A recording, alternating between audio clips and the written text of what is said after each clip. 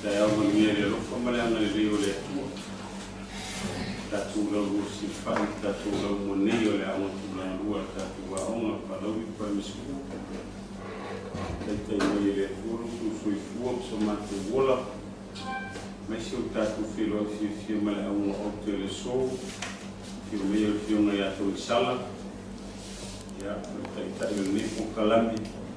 Ya, bapa dua melefung ya kolong manfaatkan mufwa la turio la pita cuma ya wala la tulang ulang mas masih menyo alu fanau satu cuma fanau so sepai patah kalau ia tuan ni tayau so sepai ngambil tu ya wan satu tapat tulir satu muri la pala paimanu yang so sefa moi ya fai la tu ya me usanga le tua ya le au fina alo le tua tato ta foi tua ole to mesi la to pese pa mol ta si fai kuma ta to pese pa mol pese ta to Leota to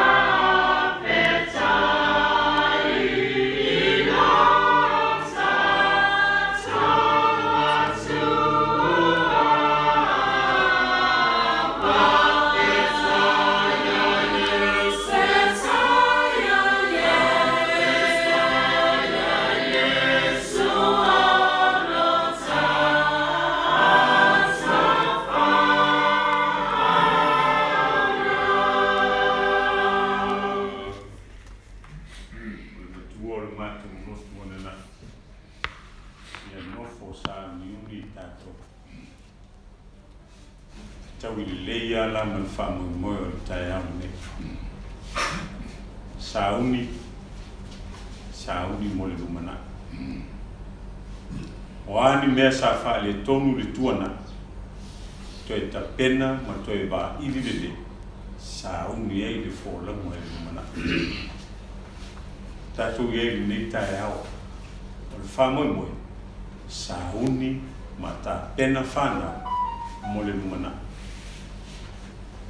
Mo to itua awa onga ta waufo ina mo watu wa onga sao to soifua ma onga tia maso wa au le tatu ta pena se swinga fo o le lumanai ma le taru fo sauni e tatu fani o e sauni matua sauni ai sauni le komiti sauni la to oe ofo mai soifua ma manos sauni fo le malo sa ale leila tapena so se fa mo le leila sa ma fa mo le lofo le tua mo nang le tau mate e to manu pe o le opola tu so se fa vai si ai tapu ya e menuia alo fangia le tua nei fa mo ia tātou sauni ma tātou tāpena whaatasi ma le atua ina ia tō manu ma iai ana whaamuianga i alo ma whanau tātou tūmana tātou wifo tālu fia lava o mātou loto i le nei tae ao ai siri ai o na whapea e o mātou ngā ia fo'i ia le vi inga o le whaamanu ma le whaanetanga i ate oe ua e whaia pēr me siri o mātou whaafitai e lofa whaamaro i lo wanga i lei o malei fua mai whanunga le lei o e taitai mai le soifua mo lo mātou ola o mātou iai le nei tae au na ato whao au wā la mātou tāpenanga ma le sauni uni se ia tapena ma sauni a mātou whanau au wā so lato umana i numi. Whaftai o na uso, o tama, o alo matama whanau ue, o ofo mai lo lato soifua. Ofo mai lo lato ma losi, ma lo lato to mai. Se ia tāpena ma sauni whanau o Palauli mole lumana i moa tae au. Whaftai o wā o ala i o lo alofa e ala ese mai. E pe o nei ai le nei tae au fo. Mātou te tāro le ali e. Whamangalo i mātou le tele o mātou le anga, mani o mātou whale tonu. Ai maisi o lo mātou le whamaoni o mātou tiu te mo mātou walawi. Mātou wala au i lo walofa le ali e. E whai fua nei whamoe moema. Le ali e ile anganga ma le alofa o la. Fio mātou te tāro. A fio mai oe anganga pa ia. E te amata mea i nei whamoe moe. Ta pena ina e oi, sa uni oi.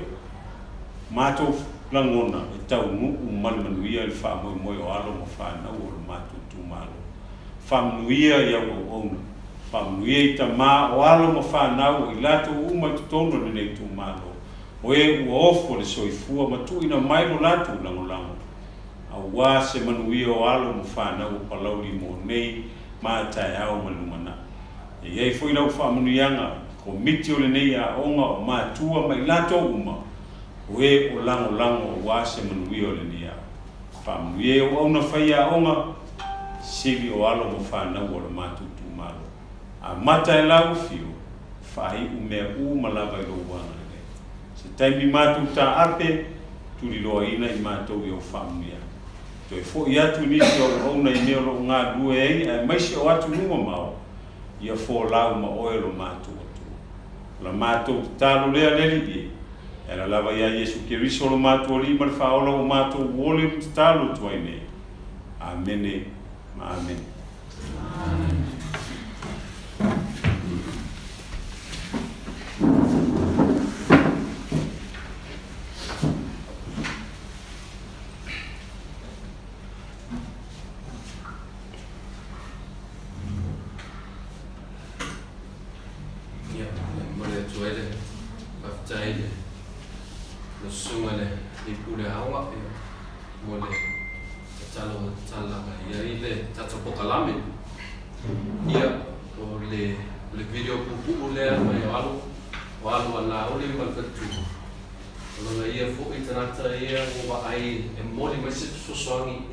Primary School here, Vaito'omuli Palauli.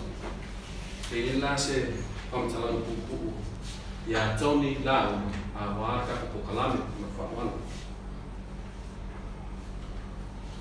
Tāna whanama, ali Aukuso, te mai whaaso mo le tatu. Nei kulari aso ona si ilvinga ma le whaftai le tatu li whaola mo le nei avano matangofi ua mawhaina tatu poto mo le nei whaamoe matangofi o te whaatara whatu ma whaawhiroa i atu i lipa ia ma le mamalu le awhi malole soifua manuia ma le langi mama o lo ingo toni Laulu o lo tina so mai mo ta o lo tama o le faala so mai faala Palauli and yeah talo for love everybody kia ora. My name is Tony. I'm based here in New Zealand and I am part of this or own this organization called Digital Discipline, and Digital Discipline is an organization that helps young people like yourselves, but here in New Zealand, understand the impact of social media. We go and teach young people and help them understand that sometimes being on social media, there are a few things that you need to be mindful of. Sometimes it's not the safest place to be. Sometimes it's a place that, sometimes we have issues on social media. And so Digital Discipline, myself and my team, we are here in Auckland in New Zealand, and we help a lot of young people in high school and intermediate understand how to be more safer online. And so through my organization, we've been able to partner with some great people there. Fionga Togisala, Tony Su'a Leota, with himself, the E3 Samoa Trust, Code Avengers, and just been really privileged to be able to partner with some great organizations and great people in order to provide some resources for your school today, which is why I'm shooting this little video to show face, so you guys know who I am. So even though I didn't grow up in Samoa, and even though I've spent most of my life here in New Zealand, my heart always wants to see how I can contribute and help back home. Because if anybody asks me where my home is or where my roots are, it's not New Zealand, it's Samoa. And so having visited there many times, I thought this would be a great opportunity for me to see how I can help. And so in the smallest way, this is just a small gesture of my organization to be able to help in this little way, to be able to provide some e-learning programs and some stuff that Togisala will be explaining today. Also want to acknowledge my parents being there at this particular event. Polonga and Tia, appreciate your mum and dad for stepping in and being able to acknowledge and sign this memorandum or this agreement on my behalf. So I appreciate you guys very much, and nonetheless, last but not least, all glory to God for being able to provide us this opportunity to be able to have this service for you guys. Hopefully sometime in the next few months we'll be able to link up in person. But on that note, again, I'm grateful for the E3 Trust, Samoa Trust, and the Code Avengers that have seen something in digital discipline to be able to collaborate and provide the service for you guys. So on that note, I hope today goes well, and hopefully get to see you guys soon. Manuea, lito polokalame mo le nei aso, so faso ifo.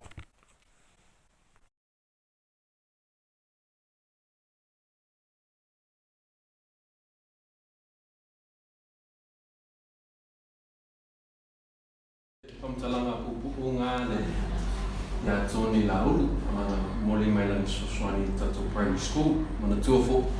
Pada temi mo fo ile moli mai Savai'i mai atoni, e fo tulanga na ia moli mai Foa'i e mo tusi. Awai ang fanau. Ya pe na Samoa Foa'i atoni. Moli pe ali ngama fatai le tu mo sanga ia vanoa Savai'i mai Primary. Ia foi malesi tato paanga I tonu le tato pokalami. O si tamalo le o le Papua New Guinea o le tamalo e Savai'i mai tulanga le ka pokalami. Sanga ia foi tala pupu le ia tu mai luma ma fai lo atu vai langa fi le fai nga paanga fatasi ma le digital discipline ia matoni Laulu. Warm Pacific greetings from everyone. Warm Pacific greetings from Aotearoa. My name is Ray Allen. I am the Chief Operations Officer at Code Avengers, and I'm very grateful to have the opportunity to share this message with you today. Code Avengers is an e-learning platform that helps teachers and students to teach ICT in the classroom. Our mission at Code Avengers is to bridge the digital divide and provide confidence in the digital world. We are grateful to partner with E3 Samoa Trust in digital discipline. I believe it is a strong partnership and very necessary today. ICT skills are necessary for our digital world. With the right skills, our students will be empowered and ready to take part in the ever-growing digital economy. In partnership with E3 Samoa Trust and Digital Discipline, we intend to provide digital tools and resources to empower our teachers and our students with much needed digital skills in a safe environment. I am very grateful for this opportunity and very grateful to partner with these wonderful organizations again. And I thank you for your time. Tofa Sufuya. Goodbye.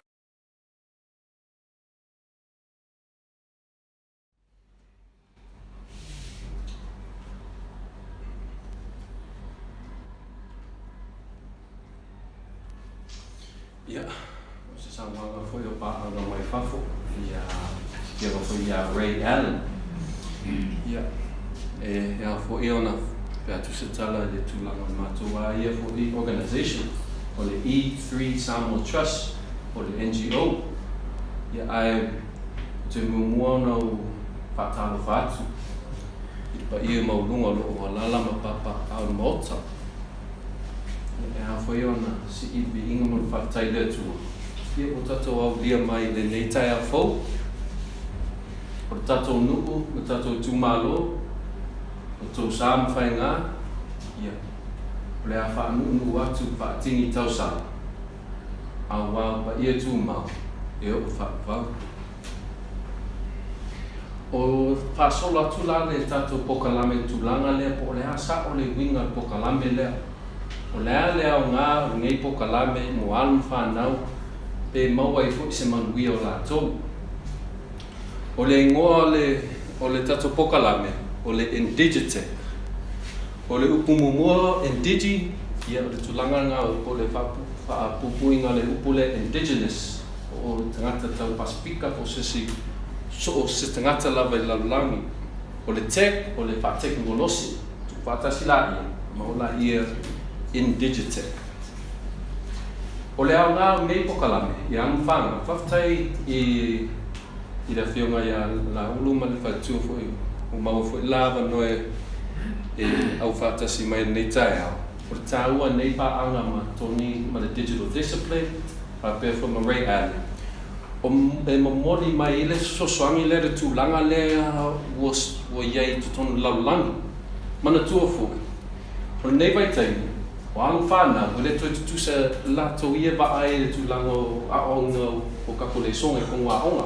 O tātou, ia o le pengala na pepa, ia ale ei, ia whangāi kako board, tūlanga, o alu whana nei te.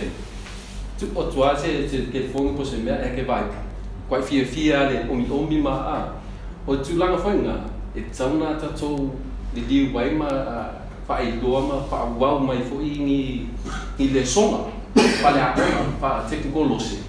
Ele le wai o ang whana, e fia awai ako angi aka mangi mea, e pawe foi pu enga o le songa. A whape tatu wope le pepa ma le matpeng, whai nasinga tuwai. O le awala le fau lale, o le whaonga o ngā o unge, le whaonga foi I akungu kekele. New Zealand, Australia, Amerika, Europa. O le songa po le koinga whainga le iai. O le mele ka o le STEM learning. O STEM learning la, e whapupu, e iei uma I mata upu tā ua o lewa iai, lewa matanga wa o lalangi I tutonu a ua umalama. O le STEM, e iei I le science, I teknolose, insinia, mathematika. O mata upu ngā whareaunga o ngai au ngā I le teimi nei, o lai whao ngā atu I tutonu a o ngā teimi nei. So e te tau lava tātou wāia, nā matana o au I alu whanau I tūlanga leo le STEM learning. O le tāua nei mea, a wā pe alu lava I alu whanau I luma atu, I tūlanga lea iso se tuenga ngalwenga e tauna lama i anu whanau e tūlanga leo le STEM wa o isi lava tūlanga wa onga pe a tatou maole kako skosi pio i fafu a le leila ia mata upu ia whaisinga whaingata a le tonu platiti o le mea lana o tatou paanga mai ma le fionga Yahweh Allen i le Code Avengers ia ma le fionga whai a Tony Laulu o le digital discipline e mo moli mai le sosoangi lea po le platform lea e a matana o ai alu whanau i ngai Palauli Primary i mo subjects ia ia aunga ia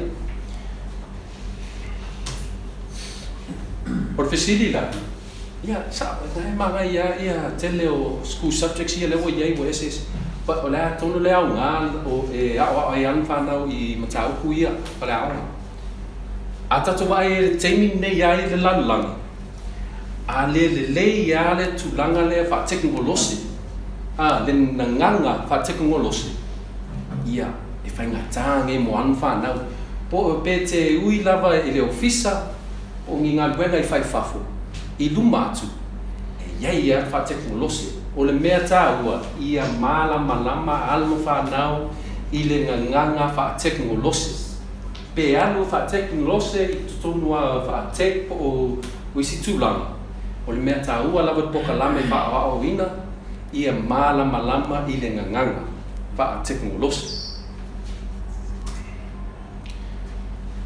o le fesili la fa fenga o le ala tatu ba ai temi nei o anu whanau o le ala mea te tauna o ai anu whanau i le temi nei o memu mua ia o le temi nei o tātou umalava pau lava mea ngā whaunga whaunga uma ia mea mo fa teknolosi so se mea lava e whaunga pe tātou ai te tau fwoi na tātou a matana o au i anu whanau po tātou tangata a mata fwoi ngā whau be creators, be innovators a makanga awale nga le whaatau a lei pe ma whai na tātou a ile na nganga le fa teknolosi e a makainga whau ma fsoswangi tūlanga ia o innovation e moli mai fsoswangi le atu nu e au ngā fwoi pe au fwoi fafo o le mea nonga lua passport pasenge i ngā luenga i tu tonu lava i atunu kuma lava i le lalulangi fast food pasenge i lesi sfutau sanga i fa teknolosi uma pe iai tātou pe le iai i tūlanga e malama fa teknolosi tele ngā luenga e fa teknolosi so a le lei fo i le nganga pe le malama le awala le fa teknolosi ia whainga tā lawa i alam whanau ngā maua se manguia ai tato a mata i alam whanau lawa o i teimi a nei mangaia o le wa mata i Palauli Primary mea longa tōru pēr na whai atu o le au ngā le pokalame lea e tatalai le awanoa i alam whanau i tūlanga lea o susu enga o ngā luenga pa leo ngā luenga e foi tūlanga lea mwhai foi na whau ai lato ia pisingisi wa a whau se pisingisi po sesi lava tūlanga e malama i le nganga pa teknolosi o le ala le mea tātou e mawhaina o e alu whanau i tūlanga lea e whainga malama pa teknolosi o le la a mata lava senga i tu tonu lava i Palauli Primary pe a umaonga e iwa senga po le after school program e a pe tūlā pe lua tūlā i le aso e whainga o mai am whanau tu tonu kako lab i Palauli Primary ma ave wasenga ia e a mataina wha mamala mai i a tūlanga leo le STEM learning le i e wha scientisi wha teknolose insinia ma matematika o lela run le kako pokalame nga o le mea tāua fo i ngā na ba ai fo'i i le fionga Yahweh ia whape fo'i matonu o le au ngā whai le pokalame lea pe a uma ngā iei nisi wasenga e whai ngau mai e am whanau o la le mea la le ba ai e pokalame te tauna o ai po objectives po goals al kako po kalame o le mea solve simple problems maka ngai yoi ma fa wan fangau I tulanga fa pe ingi me fa le kongo po ngi me pe kausi se pe a wala e fainga solve ai problems me fainga fi a maka nga dua fa ngale ma fa fa le ngai ia nisi pa fi tauli ia longa lua mata na o yang fana nga lua e fa tas o se sila wa ia te mi foi yang fana pe tau ele tau taltele pe shai ele sota mangisi o le lei o le ngai pokala o mato vai fo'i ia o ngai o manga tu wai le anga lotu o le anga I le tulanga le sota I yang fana isi yang fanga I tu tonu le o ngai ai mana ia na tu fatasila la ia tu tonu I le pokala o le lei nga build team camaraderie, build self-esteem. I le longa lava lo tangata ia po le o alfana. O le taua nga ia tu tonua I le tulanga le o le au po le teamwork. Ia longa tolu. O tulanga lea e a mata na whawau ma tulanga mata nga whau wai I amfana tulanga e whawai mea mo platforms. Platforms whaateke mo lose, mo apps, mo tālonga, mantua o mea umanga. A le leia le loa le nganga whaateke mo lose. Tele awa noe whainga whawai apps ma mea ia. E au ngāfo, e whana mai I mo whawhita uri le e tutono le tatua tunu. Wa e lengi tālonga, e le tālonga uma mea ia apps ma mea ia. E foi apps e au ngā po platforms, e au ngā o leo wa maka foi ngā whaasolo mai I matanga rengo a onga. O le tu langalanga, e leila, mana ia pe atu lale awa noa I anu whanau tu langaranga. Tātou wa ai e pe o se tangata o le whauwhara poring singia, a matanga awe ai ia mo skill set po tu langa ia le lenga nganga en fainga matanga yo ia an fana tu langa nga ia o longa fa e so swani foi o isi platforms o apps le woye atiti la tu an fana ia le awala fain ko e si ia lunga ko e pe ko e fa le ia ko ai lo mela ia o menga o nga e foi le ka ko kalame le ia malonga fa I le mala malama I anu whanau e mawhaina whaatanoina I tulanga pokalame le nganga e whaanga amata ngā wao isi o mea tahua lava ngā ia tulanga lea o le sustainability o le ale le tahua o le ale se umi e whainga upu wai le ia le digital skill set lea po le nganga whaateko lose o le ale au ngā O le tulanga lea whainga au e mau wai e te tala mai lea mo ngā luenga o ngisi lava mea fo'i o lai wa ai I alu whāna. Ia, o le longa lua, o le mele le tau ia waia. O le tulanga lea e sosoani mai alu whāna, e tulanga lea wha teknolosi, sosoangi mai I tato atunu. Awa tato wai nei vaitai. O le o tātou e sosoangi isi atunu, si I lunga isi atunu. O le whisiri la, e tātou. O le al mea o ai tātou a matanga whau isi atunu, e tātou. A matala tātou na a I anu whanau e tūlanga lea. E sosoangi mai awala wha teknolosi. E sosoangi mai si I lunga ia ma sosoangi mai tūlanga wha whitau. Le iei tutonu o Samoa. Ia, malonga tolu. Pea no vētu, e whainga matanga o le nganga lea I a inga, a pea foi mo wō. Whai ia teiminga e whisile, hawe tāua nei po kalame pe, whawhenga whaingi mea. Ia pea o tātou umalapa, keiminga maka e foi le Facebook, whawhenga I no ka kōwhanga ngan Facebook. E sau lesi ia o au mai oi, sau lesi ia ngai kangla ia koe whamaka lai le tūlanga wha o lai le Facebook. Pero tulanga la nga e au ngā mo kako pokalame lea. E wa fo I ang fanau I isianga wo po a inga. Ia malama lama I le tulanga leo o le nganga whatek mulose. O pei o le tulanga la nga o le wo tuai. I tulanga leo o le au ngā o le pokalame lea.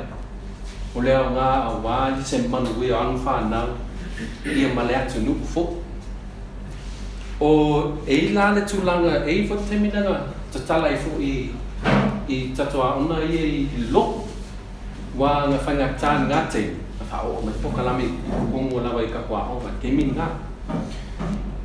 O le la ta tu se tamai video lea mai le awhianga lea o siwhanga le asofiku, le aonga le asofiku. O le wo wha o wau whea mahalu fo pokalame gaming ngei. A pe o Palauli Primary School, o le aonga mahalo mua lava, o a matale nei pokalame.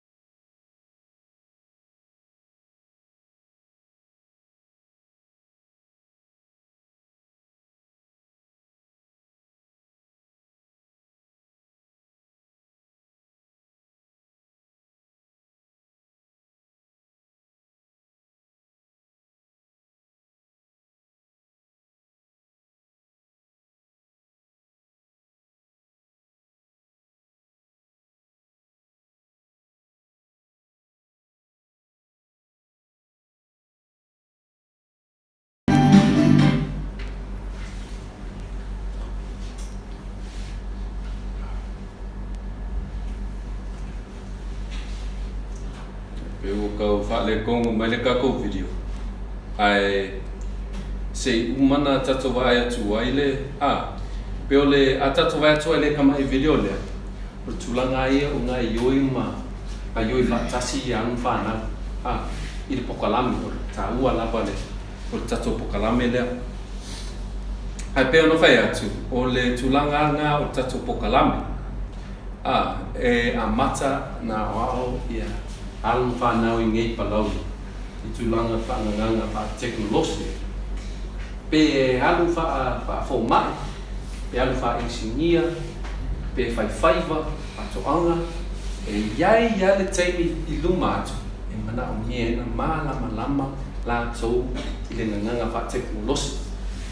Ia, e le lei la le tala atu lewa noa.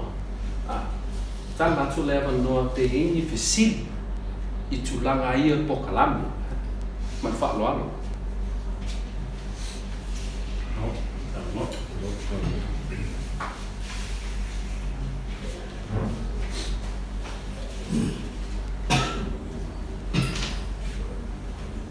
Italia mana fesili au ni po fesili patinoma.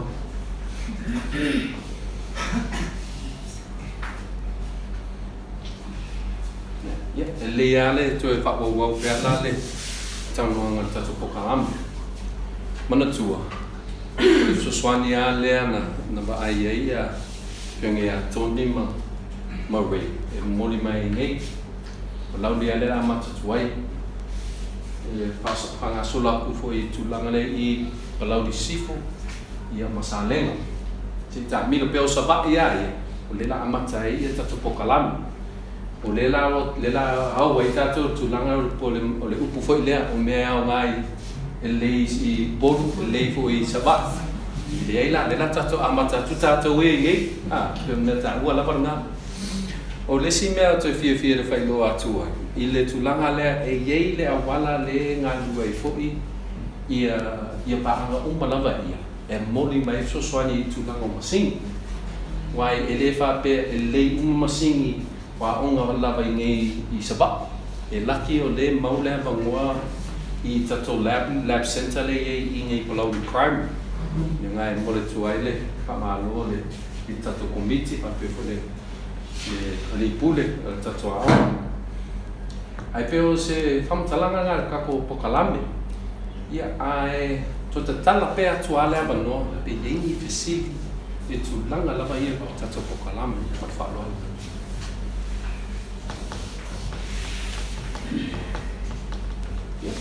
Ele wala le ul mai kawa ku pokalame kwa kaua. Si me wala ngale le soka ngai wo fai ke ni u fai ko kongi yo. E ko ka ko wa pokalame ngi fa ke komolos. Ia le fai ko kongi pi o vai no mo telefon. Salola lo fa fisi po le wala le a makanga reina ko kamaki fa mangala no mele e o vai ke mingi le wai fa salo mo mai kampani ni o mai telefon ia ia. Yung fai mo pumipig, yung fai mo pen, kaya nakapupig kung so, walang kapsilin na lang mong minote, kung hindi makakod ko kalambing nga, wow, muli si, pinakausap nga mga. Mga kapsi, mga tawa lang pa si o tulang ale sa amin. Unso niya kung malabang nga mo, apps mo po kalambing nga, sa nga teminay ko, kung ingong pili, pero tulanga le o le o amata foi me le afo le o nupi fa mana tu o pokalame le e o e anu fana e fa we twinga au wala fa fa ngofia nga so ai ya ni si tulanga po ni si pokalame o lai e ni fa fitalo o se platform fa ngam le to le tu e fa le la fa ngofia la le fa tongi mo pili o tulanga I o le tongi fo e tulanga le o le afa pe o le tongi le ete afiwa I mo le tatoba ia masalo e foi se tulanga te minu matu ngala la tua sia le lo ke fo ki ma la ko ro la ta o le kwa lo ku la le tongi lo tiki ngala la kwa pe o le ai kia na I tu ko kala fa nga nga fa teknolosi e amataina soswangi Foa'i mo mea soswangi mai tanga o fafita pe o me foi fa fai ngofia ile le ona mai nei Samoa ma nei te fisi mai le pero ali le wo I ka no le wo mo wa suli ni wo I pekali o walo e mana ko mi kia o mo ke kilo ko le kilo mo ke ma ko mo ma fa no ko mi sa mo ko mo ko le o passport ako na ka o mai mo ke ma ke fongia sana la kwa ke fui mo singia ya ma ko ma fa o passport pela le o ko fa mo ko o sui ma fo ma so le fa ti ko no si fo ma le la ka mo o le ke le me e la fa nga ma ke fo le fa yo tank si ke mo no pena o le vola o titilo e unha e whangaina ia o meste o I whamarosia whangaina me le kele o akse whainea o pamatia e whanga kausau mo e whamama kukore a son ke I mwisina e mangia pero a mamalanga ia I matua male komiti ia tuko le a whengai male o ino whanau ai po le ale po tala ko le afatino ai I kulanga ai ia ma ko mo ko ia po ale kulanga pena ko ire a matale pe ia o ino alon fan ki fa pe ma ko ame ola ko mo mai e so mo a ki mo ko kala ke le singa mai na le tiko ko I fisi a mo ta o te dale mata fo le e mo muana o ia pasenga fa ia o ma ale ma mama ia pasenga fa ia fai na o la tu ia mfana ai ei foi le tangata I tutunua le NGO wa ia mātou po le E3 Trust e malanga mai e baso umalanga I tulanga le whamamanga ma soswani fo I tulanga pokalami wa ke loko e le maua pungu ma le ke me kasi por baso kasi ngale tulanga le whaalamu whaalu ngal pokalami ai mātou wa ai fo le pokalami fo le nga mātou fai I le asofitu I sipao ri ato se aso o le ako anu whana ri ako se kula whawere u au la ban me taua ia malama lama ia anu whana tūtanga Isu ia tulanga pokalame level 1, level 2, level 3. E o mea mawa, o le akoa. Pe tulanga nga mga i pokalame. O e mumua, e awa o ia whasenga whai aonga. I ei fo i mātua ia e suswani i whasenga whai aonga. A o mala ia, ngā mātua ngā lula i whatasi ma whasenga whai aonga. I tulanga ia o anu whanau mo le baso mumua po le baso longa lua. Lua baso tu mai, wau te o te unifo. A mai se lawe anu whanau, a kako vai e ke mingi a wakua i kefo. Se mawe i o mi ala ko i mawe maua. Pe o le tulanga la ngā o te unifo. Whawe pukene anu whanau po kalame. Pe o le whamtalanga na petali atu o sumare riku. I le tulanga tato po kalame, ma whapa. Thanks, yo no mama. Ia te ini se pesi.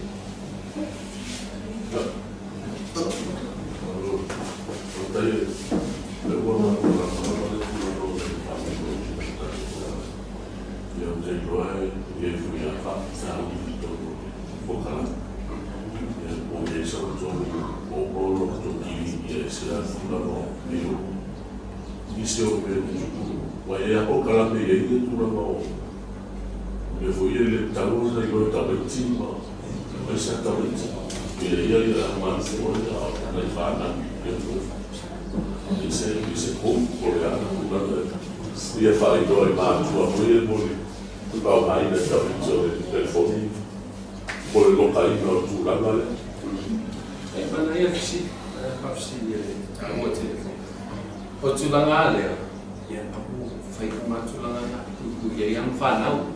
Mana tu e mata tu le ka ko kalame lenga kama ite mai mango le ka ko mai vai lua ko kalame ia po le platform le fa ona me uma ia mantua le simia foi fai lo atu po kalame foi le o le ia tu tonu a una ia musika ma Australia so a fatanga mai la tu tonu musika ma Australia ele te lese po le foi tanto ia le simia po le tanto ai doe la o falo i atu te tele e po le foi tanto tu lana na o me o male a ai foi tu tonu po kala e ni me e venga ko e li vai pe e ko fa li fa le anga sembe o me e fa o me li me ta mo la ma tenga na fa tu nos ai o le simbe fa do atu pero fa tu por tu lana le o le pe mantua o anu whanau e o a bitu senga leo.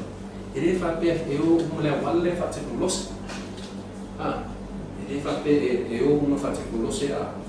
Me ta ua ia, e tulanga leo o le ta o le whape tani o le digital literacy.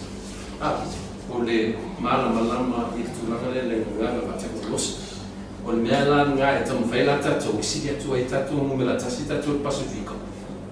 Lo isi atu ule a wai tatu pai tu langa le fale a onga i Samoa tu fatasi ma i isi atu nuton Pasifiko ai esi ma o lalo tatu al mga ia la po kalame le wai ia ma tu i tatu nunga o le awa onga o school subjects ia po mata upu ia e si ia i foi tu langa nga o le literacy pa tu langa foi le pate kolose le digital literacy tu tonga onga Vale, e am fa no ia le soma fa la o e mo la bala fo le nganga fa te los o de sima na matu vai fo il pokalame man tu fo e fa pe de umani laptops o tablets o am fa no o isi o le tenga te tala e pokalame o i si fa o le am fa no ta o laptop Peo masanya whanau atu i matu. Ama tapa laptop.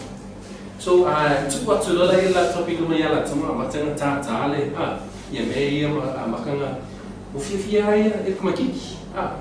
O le sing, o le mea ngā, o le mea mumunga le digital literacy, ia masani ngā whailonga whaunga ia laptops mo computers. Wa, o kene au whanau ko i oku le US.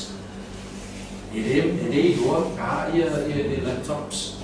A leila o le rata to amata tu I Palauli Primary School. O ako ko polisi po luma na university. O le se po le nga lao sa fa. Pero se tali nga tu atu visit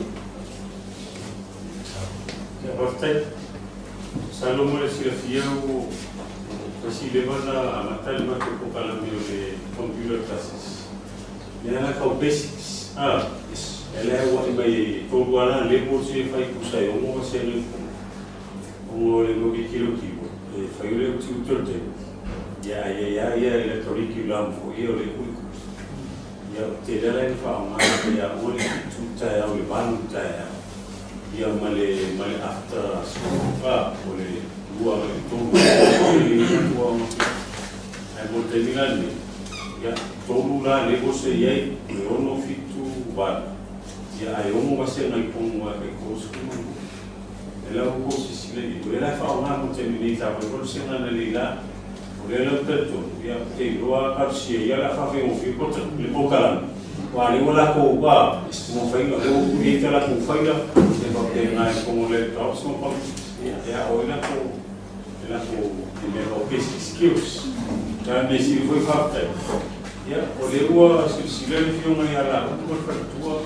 le boa puede ser sí o ya hay pere ni que le hago ni gana el lima será ora ya mole ala ya tu lumana o mo dia pere wa le lava oficina que se faz no ni poca ya te go wa te go na power ni se o foi lá com fa ya te go pe a se pasengi por le ya se pasengi se pa mai e esse método que vai se le fale esse né mas não foi nada e o esse laptop ou se iPad se aí não vou mais e o TV ou se mamãe ou não faz e eu le o outro le só ia tu lá tá betul. Oleh si me fai loat tu la sa le la sa ngona le lava dia mo devices como sim Henga tua yang fanau, for the tulanga leta pena makua organization patasi manisi paangai faho. Tamoni mayan tulanga le musim. Polisi me fai no atule ile tatompo kalam. Apa pe ona ini yang fanau ini laptop la kuma hua o guitar la kwai. Mo fai foa'i nga fa ngal ko kalam le ifako aku. E ya le log in o le password ai o tamaiti te tasi o le tutono tatu ko kalama o le lei fo le tulanga e whainga tatu titi le fo i tulanga o le apu o tulanga ko le ane vai reino ko le ane manusi anga anufana i mataku kuma ia so e le tue titi lo i tatu pe asa o le manusi ne anufana le mea whainga fia com a tecnologia o le la tatu titi lo si lipo e whainga fai loa mai tu lama na e fai loa mai ya lan malo ko la vai o anfa whainga tatu so swani me se lava tu lama e mata ku ia o lai vai ya o mea na e nga wa temini sa o e ia e mo reporting para tu watch I'm not me babela se lipoti e o le la tatu fanana la le tu lama le o tecnologia Vem até dentro, tu lá na tu bate e tatuar, olha lá e log in na e por password e fanau até se olha e tu no canal, quando me foi lá tu bate foi se fala o fanau lá quando e tu no canal e aí lá com a password e fala tu lá e tu fala tu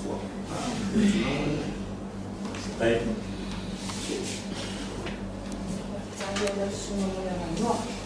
Ya, ada mana macam saya faham dia. Ya, saya le si foi le semua yang awam. Ya, ono le awal mai dah jauh foi tuat jene le macam tu facam sini. Saya udah separai. Ya, dia sa nuang mana ya le semua. Faham ninum faham mana mana yang Ya, mea wapa yang awal tu mea na le caco je. Apa caco macam bukan ambil.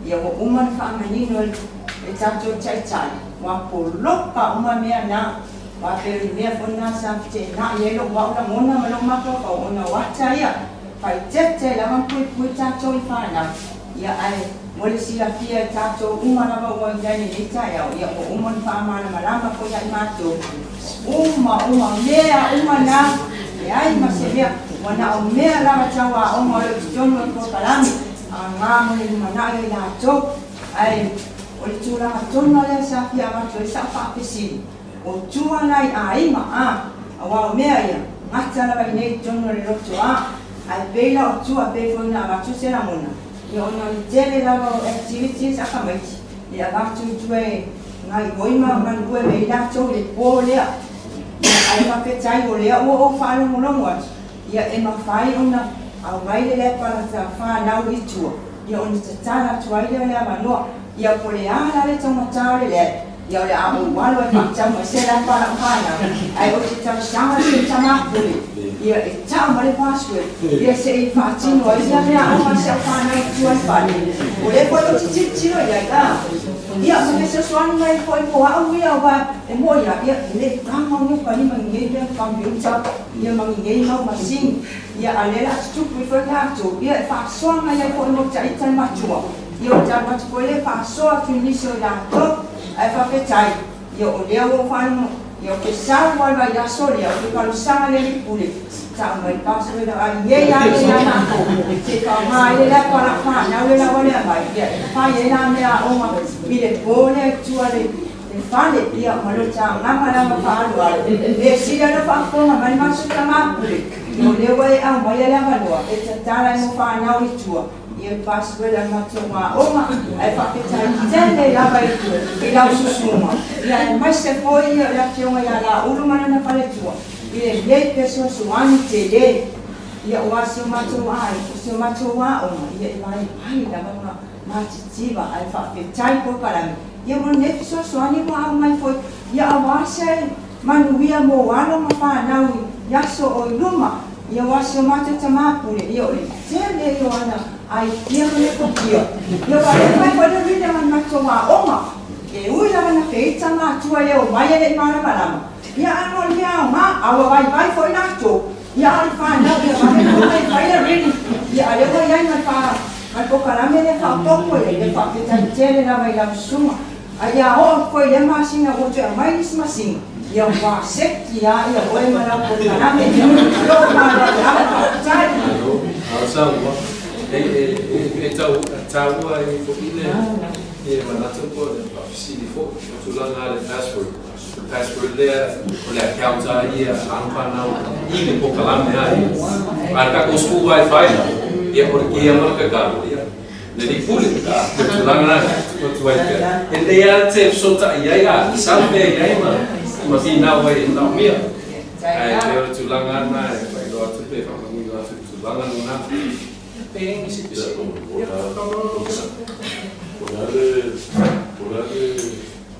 Te leo e via le tapa e le ka poa i la ma po le si ma mai vai o pero le te leo e via le tapa la ora le tas no fa agua o se fa no o te pina mana ka si le tulangan o le mai le o le tanga ben o onga ma pe ko le ma sotai ka tono la le toa o le onga langa foi ngai pui ai le pokalam wa a tu wa te tala tu ele lo ta to pe o ame o tu ai ma sa lo fa ma ka me ele na ma o le si me fa lo tu fu na te ri o vai i tu langa ta pokalam me su fa le ga o le coloca i ma mo tu langa i o Facebook ma social media me ma la sa TikTok o me na social media coloca ma awan me ia e pamai pokala me ia tau ia e tutianga ma pe ko de tulanga le o le sota inga a vasenga fai a uma ko le ma le tanga ka no ko susu na fo ko le so fo no mo me ton pe o le mo ia te ta tu pokala me ta le sunna tulanga na o le vino lo tanga tu le tulanga le a pe e o lai ngai ke loa o e ngisi mea o ngai ta loi am fanau a ala te si ya pe fenga fa nga ko la fi ki o so pe ngo le pokala mea ia ma ta la alo wai le se mea le se pokala mea ai te mantufu fai do atu fo le va le ta ko le tapu fai so fa ngalo ke to mi ta ua la nga fai pe ana fa ngalo ke fo pe ai nei tu la nga le fa no lo ke fo fai pe ana ka ala lo ia fa ma tu la nga pe tu la nga le mana i po kala me so se am sing ya e o ke fo ai ren ko ki ai anga ka vi am fa ngau ka ko ona password na account le wa ba ku nga no lo la i ko le ko la ko nga kai na ma se na le fai i le anga fai pe ko i tu atu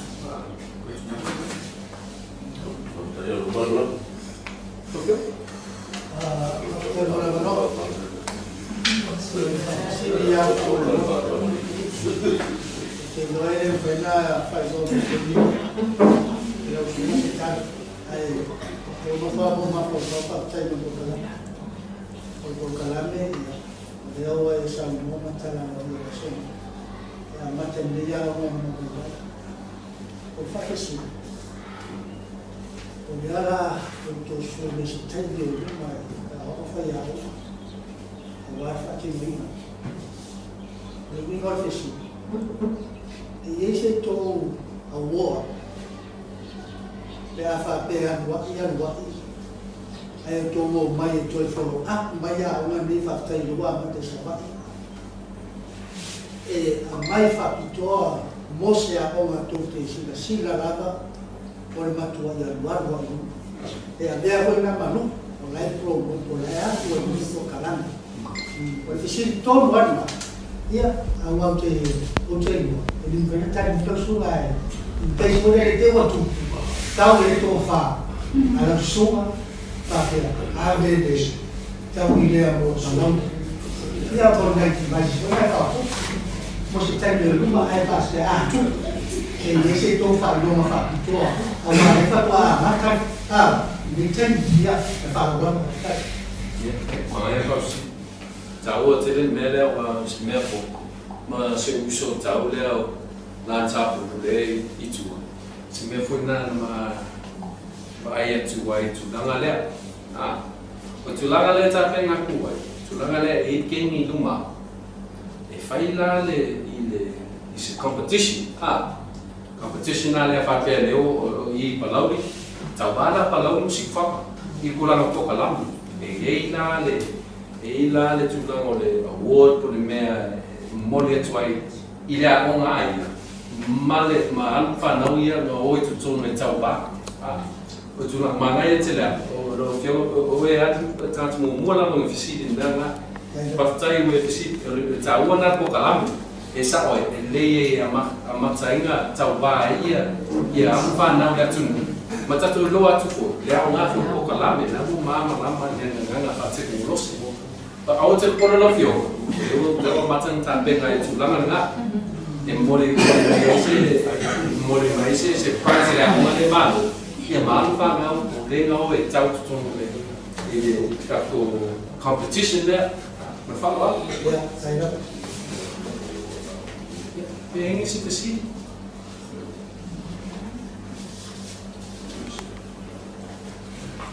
ia o nei temi o la tu le fio ia la o ma fatua pe foi de pule I le signing no tato e mo I la agreement le la amata I Palauli ai tato pokalame ma fora tau ma fatua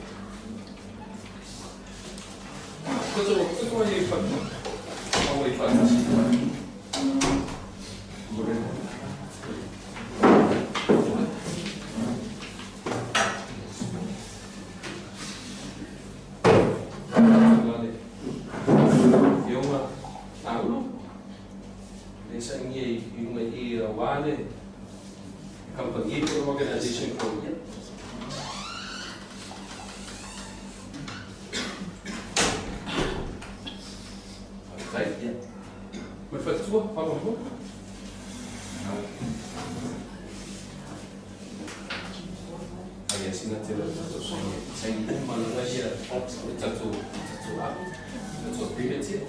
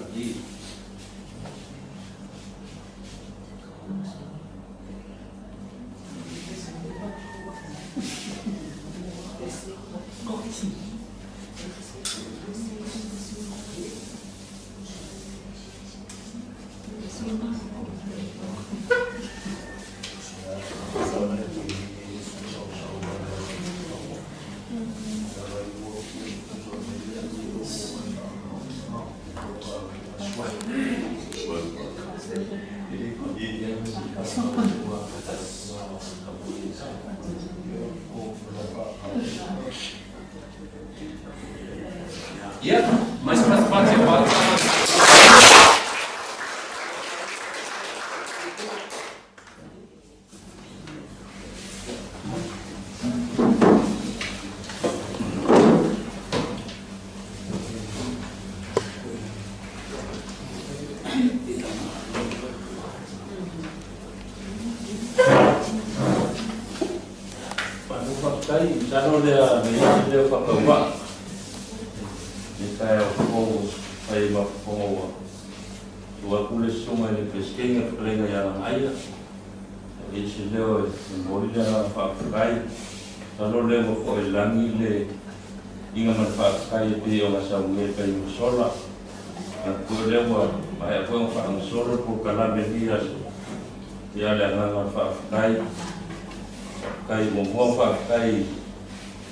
Laulu man fekua wa ko se fa mo le fa mo nga wa alu ma fa nga wa ka ku malo Palauli Primary School ni fa kai do ru ma ku mai ya so wa alu ma kai ni usola sa pa pe na ku nga pa winga ka no pa winga ya o ya le la wa ka la wa fa mo ya ti o nga ka le dei ma ya ma ro mai ya yo ruaru ya wale kapu wa ngai Palauli ya fanau ya ngana fa kai de we masuyo sunga ni pule ya komiki le aoma ya mamakua ya moriaku le ngana fa kai ya fa kai fo ile kapu kai le yaso ko kalami ya lewa mangingo mama malama ya makua ma kapu wa ya lewa mama mana mana ipa pingomo por kalame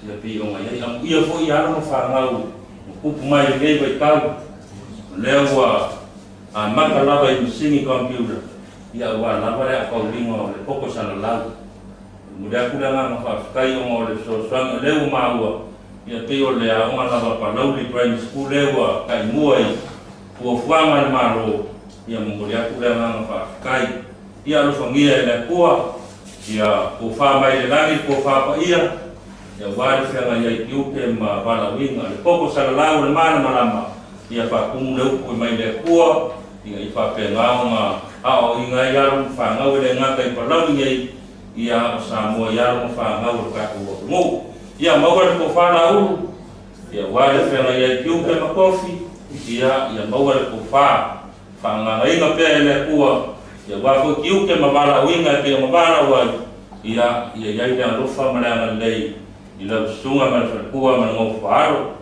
ia menguia porta ko inga male apenga ku pele poko male kamai pura o so pule male ainga fayao ia mar komiki mamakua ia maua so fu maro lo inga ia apenga nga alo ipea ma faiva mabala winga ia le pua ia wa alu mafanga Palauli wase bunga wia ia se leora maskala ia mengia kele ngai aso ia ola ia les komiki Palauli mar pule aonga ia mengia ke aso pa kai